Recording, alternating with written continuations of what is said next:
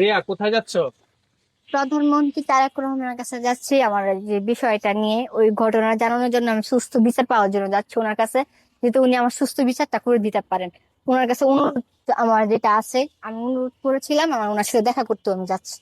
এই যে মামুনি মাননীয় প্রধানমন্ত্রী তারেক রহমানের কাছে যাচ্ছে। মামুনি কি নিয়ে জানেন? তার ধর্ষণের বিচার নিয়ে।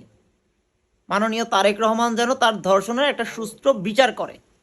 এখন আমার কথা হলো, তারেক রহমানের কাছে যাওয়ার পরে, আমাদের মাননীয় প্রধানমন্ত্রীর কাছে যাওয়ার পরে যদি ওই যে পাশার দান উল্টে যায়, তখন কি হবে?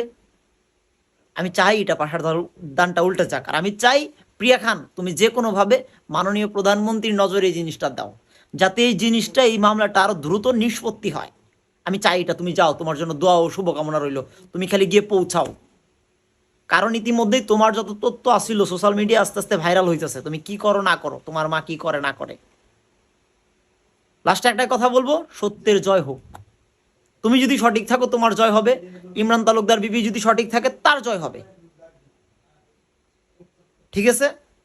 তো তোমার জন্য দোয়া ও শুভকামনা রইল। তুমি মাননীয় প্রধানমন্ত্রী তারেক রহমানের কাছে যাও, গিয়ে বিচারটা দাও। এটার একটা সুস্থ তদন্ত হোক, বিচার আদি হোক।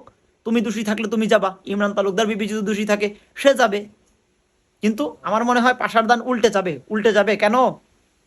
তুমি যে কীর্তিকলাপ করছো, এর আগে তোমার আম্মু একবার বলছে তোমার বয়স 11 বছর, একবার বলছে 15 বছর, একবার বলছে 16 বছর, একবার বলছে 14 বছর।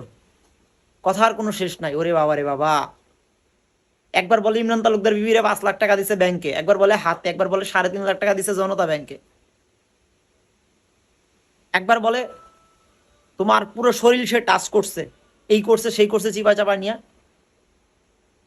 লাস্টে তোমারে ধর্ষণ করছে।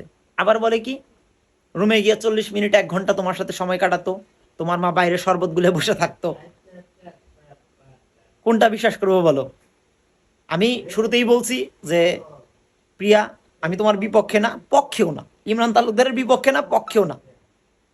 যার যার চরিত্র আমি যতটুকু জানি, ভিডিও দেখে যতটুকু তোমাদের সম্পর্কে আমার ইনফরমেশন আছে, সেই তথ্যগুলো থেকে বলছি।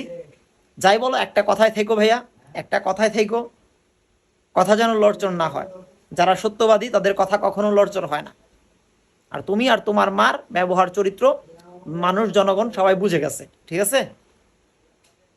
তোমরা সঠিক পথে আসো, সঠিক লাইনে আসো। ঠিক আছে?